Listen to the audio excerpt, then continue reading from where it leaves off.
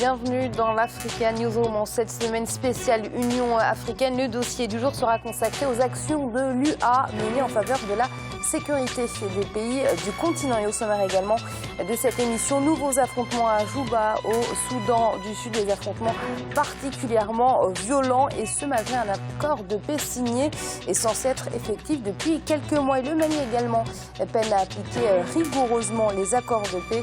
La situation reste toujours aussi tendue à Kidal entre la CMA et le Gassia. Et ils sont avec nous autour de ce plateau pour en discuter, nos éditorialistes, avec à ma gauche Malik. Malik, bienvenue parmi nous. Merci Amira et bonsoir à tous ceux qui nous regardent.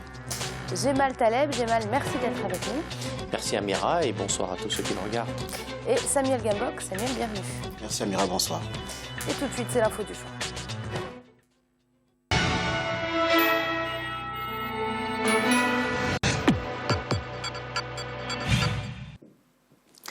Le 5e anniversaire de l'indépendance du Soudan du Sud a été marqué par des violences et des affrontements entre les troupes du président Salva Kiir et celles de son adversaire Riek Machar.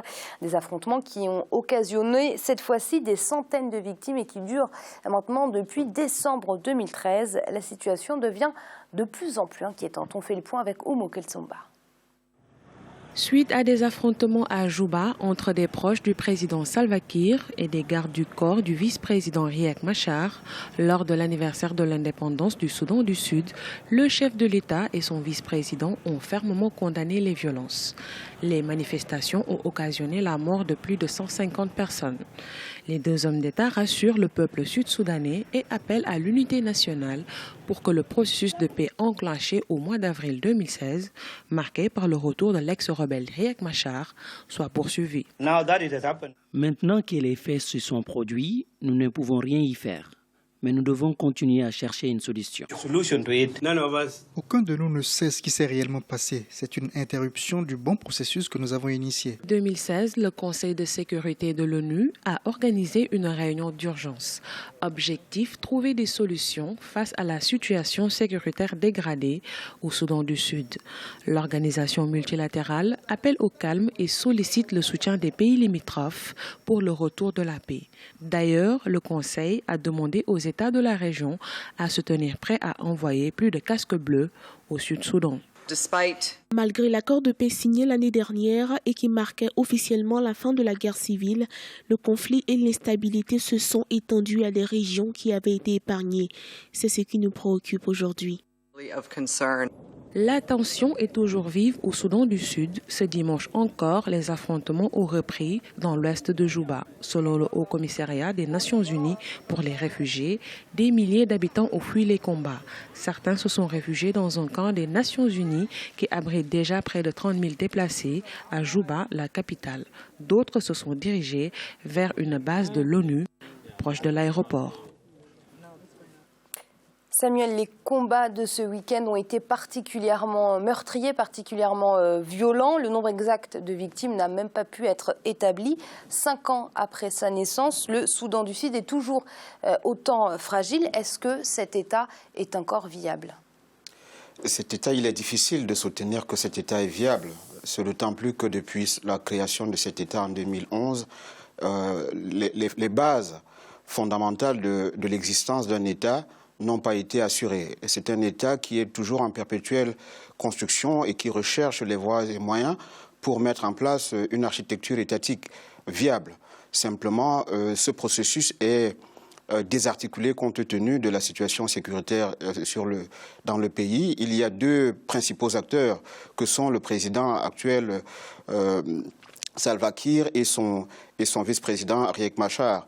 Les deux, aujourd'hui, sont les principaux protagonistes et à ce niveau, on doit se poser la question de la bonne foi dans la mise en œuvre des accords de paix qui ont été signés. Dans les accords de paix, il était indiqué le partage du pouvoir, mais aussi une certaine responsabilité de la part des différents acteurs. Simplement, plus le temps passe, plus la situation devient plus complexe parce que ni l'un ni l'autre n'a la capacité à pouvoir contrôler les différents mouvements. C'est vrai, il y a deux principales ethnies qui s'affrontent, mais à l'intérieur des ethnies, il y a des milices qui se revendiquent une identité propre. Il y en a d'autres d'ailleurs qui rejettent la responsabilité et la légitimité des deux protagonistes, soi-disant, enfin, ce qu'ils mettent en avant, c'est l'idée que ces deux-là ont mis le pays dans le désordre, dans l'instabilité. Donc, ils revendiquent cette identité et malheureusement, personne ne peut les contrôler. Gémal, donc ces affrontements qui durent depuis bientôt 3 ans maintenant, est-ce qu'ils menacent l'existence même du Soudan du Sud ? Sans aucun doute, l'existence de l'État du sud du Soudan, si tenté de croire que celle-ci a réellement existé. Ceux comme moi qui croient à l'intégration africaine sont affligés de voir ça, mais affligés dès le départ de voir l'indépendance. Je considère qu'en dépit des différences qu'il y a entre le Nord et le Sud, le Soudan est riche quand il fait un pays. Il est pauvre, il est misérable, il est triste quand il en fait 2. Et encore, dans le deuxième, on fait 2 autres. Les grands ensembles protègent. Et au moment où on parle du Brexit, on comprend combien ceux-là sont utiles. Les grands ensembles protègent parce que, quel que soit ce que nous pouvons penser du Nigeria, l'implosion du Nigeria est peut-être possible. En tout cas, les populations du Nigeria, dans leur configuration actuelle, sont protégées par la taille du Nigeria. C'est valable pour la République démocratique du Congo et pour beaucoup d'autres pays. Le Soudan était protégé par sa taille. Aujourd'hui, on a une situation, et Samuel a parfaitement raison, où on a en réalité tout sauf le bonheur des Sud-Soudanais. Nous avons des milices qui s'affrontent, nous avons des ethnies qui s'affrontent, nous avons 2 hommes, 2 grands chefs, qui sont en réalité chacun avec une légitimité ethnique différente et qui contestent la force de l'autre. En réalité, le bonheur des Sud-Soudanais, je ne le vois pas. Et c'est ça qui est absolument triste. Même si les 2 apparaissent, demandent à ce que la situation se calme. La culture de la haine et la configuration de la haine entre les 2 ensembles atteint un niveau tel, hélas, que j'ai bien peur que les 2 soient encore capables d'insuffler une quelconque paix. Et c'est ça qui m'afflige. Il faudrait que l'Union africaine, si elle en avait les moyens, il faudrait que les pays voisins, s'ils en ont les moyens, imposent une situation. Vous savez, on n'a pas eu trop de mal à faire exploser le Soudan et en faire 2 pays, dont un qui est absolument factice et l'autre qui est faible. Si on pouvait avoir les moyens de les réunifier, de faire un pays avec une taille puissante et une configuration sans doute institutionnelle différente, on y gagnerait. Malik, Samuel parlait de la bonne foi de Riek Machar et de Salva Kiir. Aujourd'hui, on peut douter de cette bonne foi, puisqu'en avril 2016, ils étaient tous les 2 ramenés à Juba pour une cohabitation qui promettait paix et stabilité. Aujourd'hui, on en est bien loin. Et il faut le rappeler, les combats de ce week-end ont été particulièrement violents. On parle de centaines de victimes. Oui, c'est vrai, la légitimité de ces 2 dirigeants est posée, même si ce sont les représentants de 2 ethnies différentes. Moi, ce qui m'attriste, c'est de voir que finalement, ils n'ont aucun contrôle sur les bandes armées, finalement. Les bandes armées continuent de s'entretuer, de s'attaquer à la population civile. Donc, c'est là la question qu'il faut se poser. Quelle est leur influence sur, justement, la sécurité du Sud-Soudan? Ils n'ont aucune prise de contrôle, finalement, sur ces éléments armés. La solution est peut-être aussi avec les pays voisins, on pense à l'Ouganda, à l'Éthiopie et aussi au Soudan, parce que quand même, le Soudan est souvent écarté, il faut dire, de cette question-là. Et il faudrait justement revenir, je pense, à la table des négociations, parce que finalement, on a une dizaine de signatures qui n'ont rien donné. Peut-être que les bases n'ont pas été solides. Gemal parlait d'une chose qui était très intéressante, savoir la possibilité, finalement, on aurait pu aller vers une forme de fédéralisme en évitant justement une coupure. Enfin, c'est ce que je pense quand Gemal a cité justement la nécessité, finalement, la bonne idée d'une unification du Soudan. On aurait pu aller vers cette thématique du fédéralisme et éviter ce bain de sang. Maintenant, on est à plusieurs centaines de milliers de victimes. C'est déplorable. Et vous savez qu'il y a 12 000 casques bleus au Sud-Soudan qui ne peuvent rien faire. Et là, la question est posée aussi, de la responsabilité aussi la mission onusienne au Soudan du Sud est très souvent critiquée d'ailleurs. Effectivement. Et quand on voit les victimes qui s'accumulent, on ne peut que se poser la question sur la configuration des forces de maintien de paix dans ce pays. Samuel, peut-être un mot d'ailleurs, puisque les casques bleus ont été dans l'impossibilité de se déployer dans la capitale depuis vendredi. C'est à ce moment-là, justement, vendredi soir, que les troupes ont commencé à s'affronter. Peut-être une réaction ? Une réaction est d'ailleurs celle de la recommandation formulée par le Conseil de sécurité et celle qui appelle les États de la sous-région de se mobiliser et d'être prêts à envoyer des troupes. Je trouve que c'est une recommandation qui est presque mornée parce qu'il faut rentrer dans la réalité stratégique de chacun de ces pays, que ce soit la Centrafrique qui partage les mêmes frontières, l'Ouganda, le Kenya, l'Éthiopie. Tous ces pays aujourd'hui ont des besoins sécuritaires énormes et donc leur capacité de projection et d'envoi des troupes à l'extérieur est très limitée. Et donc aujourd'hui, qu'est-ce qu'il faut faire? Il faut peut-être renforcer, bien évidemment, les troupes onusiennes, mais davantage donner la possibilité de contrôler. C'est quoi l'intérêt de les renforcer dès lors qu'on est sous le mandat onusien? C'est-à-dire que nous sommes dans la logique du maintien de la paix. Donc les troupes ne peuvent pas être offensives. Elles sont défensives et rarement offensives. Donc en réalité, mais vous ne pouvez pas changer de mandat non plus, parce qu'en réalité, même si vous travaillez sur le chapitre 7, et je parle sous le contrôle de Samuel, en réalité, la philosophie elle-même du maintien de la paix est que les troupes ne peuvent pas être offensives. Même si on a changé de 1955 à aujourd'hui, nous restons en réalité sur un mandat qui est totalement unique. Je dis bien, même quand il est pris sur l'angle du chapitre 7. Donc, la réponse onusienne, elle, n'est pas suffisante. Si les pays de la région sont capables d'instaurer une force ad hoc capable de maintenir la situation, ce serait de mon point de vue beaucoup plus utile que le mécanisme onusien qui n'est encore une fois pas adapté à ça. Je suis parfaitement d'accord. Simplement, c'est maintenant par rapport aux réalités que connaissent, que ce soit l'Éthiopie, le Kenya, l'Ouganda, la Centrafrique, qui partagent tous les mêmes frontières qu'avec le Soudan et le Soudan du Sud. Je pense que leur capacité de mobilisation reste très limitée. Tout à fait. Et on va parler d'un autre conflit, celui au nord du Mali. Depuis l'entrée du Gassia à Kidal, ville sous contrôle de la CMA, la coordination des mouvements de l'Azawad. Un accord avait été trouvé justement pour éviter des accrochages. Et pourtant, ces derniers jours, des incidents nés de la gestion de la ville ont refroidi les relations entre les différents mouvements armés. On fait le point avec ce sujet qui nous a été préparé par Mokhtar Bari. Au Mali, les relations se dégradent entre deux communautés de la plateforme et la CMA. À l'origine des tensions, la gestion de la ville de Kidal. Si la CMA accuse le Gatia de renforcer ses troupes, le Gatia conteste quant à lui la gestion de la ville qui n'est pas conforme à l'accord d'Anefis. Depuis, chacun est sur le qui-vive et des renforts de troupes ont été constatés par des populations locales.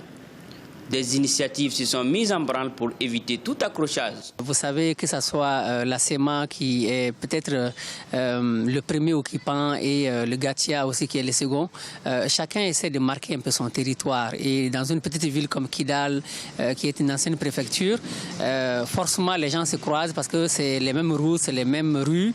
Quand vous prenez la composition sociologique du Gatia, ce sont aussi beaucoup de personnes qui sont originaires de Kidal ou qui ont des parents à Kidal. Donc c'est beaucoup plus, je pense, une quête de légitimité. Chacun essaie de marquer son territoire. Niamey, la capitale nigérienne, a accueilli lundi une rencontre pour aplanir les tensions entre les mouvements. Hasard du calendrier, le sommet des chefs d'État du Conseil de l'Entente s'y tient également. Ces tensions surviennent au moment où la mise en place des autorités intérimaires doit démarrer. La discussion est une bonne chose. J'aurais voulu que la discussion se tienne au Mali, puisqu'ils sont quand même tous des fils de ces pays. Quand vous regardez, il y a quelques semaines, les responsables de la CMA, du HCIA étaient à Bamako.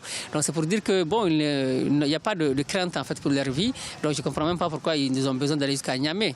Donc ils auraient même pu faire ça à Gao s'ils veulent. Donc tous les deux acteurs sont originaires de la région, donc en tout cas de cette zone du nord. Le Gatia, groupe d'autodéfense Touareg, Imgad et Alliés, est membre de la plateforme proche de Bamako. Entré à Kidal en février dernier, ce groupe entend jouer un rôle dans la répartition des autorités intérimaires. Gémal, pourquoi cette ville de Kidal pose-t-elle autant de problèmes aujourd'hui au Mali ?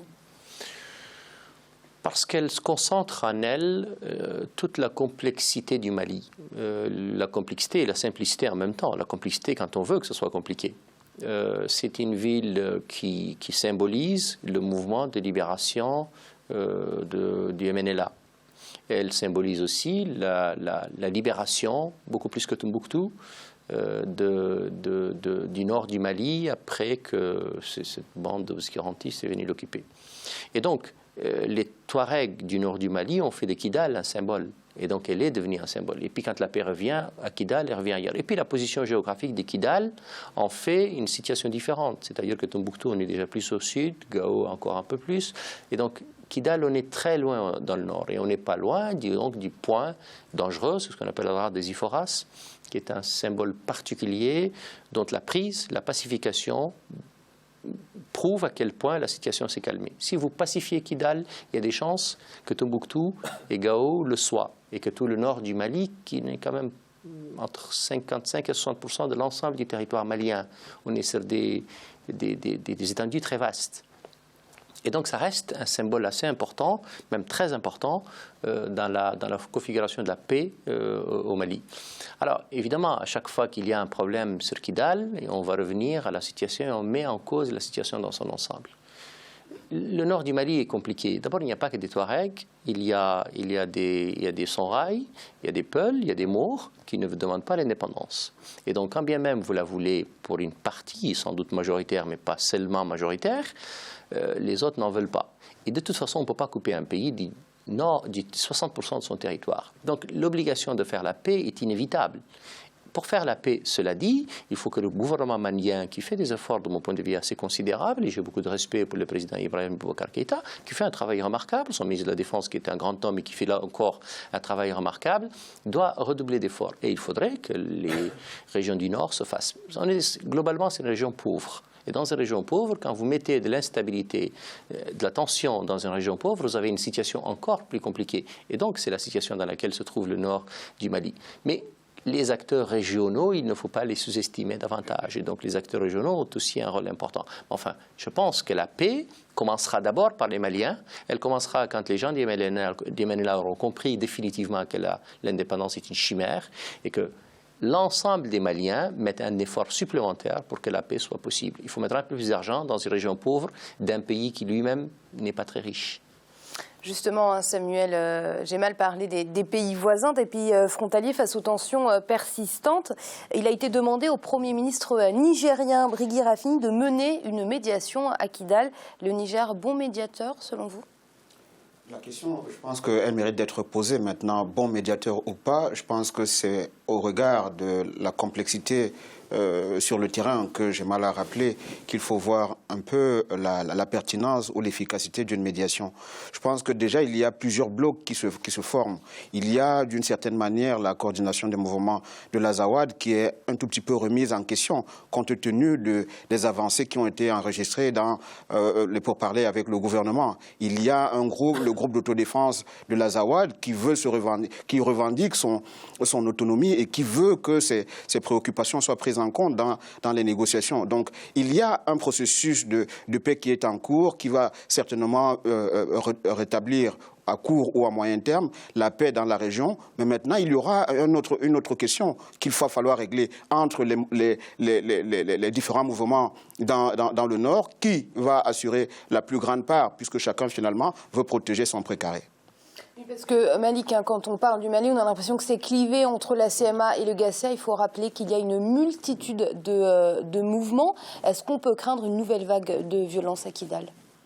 Une multitude de mouvements qui sont nés de plusieurs mouvements, dont le MNLA. C'est très compliqué, l'histoire du Mali. Moi, ce qui me dérange ici, c'est que la solution n'est pas véritablement abordée, c'est celle de la représentativité de la population. C'est qu'on oublie que, et j'ai mal à rappeler quelque chose, c'est que le nord du Mali est très divers et il faudrait justement des instances qui soient représentatives de la population. Je pense qu'il ne faut pas avoir de négociations avec ces groupes armés, même malheureusement s'ils ont pignon sur rue parfois, dans certains endroits, il ne faut pas penser qu'ils sont majoritaires partout.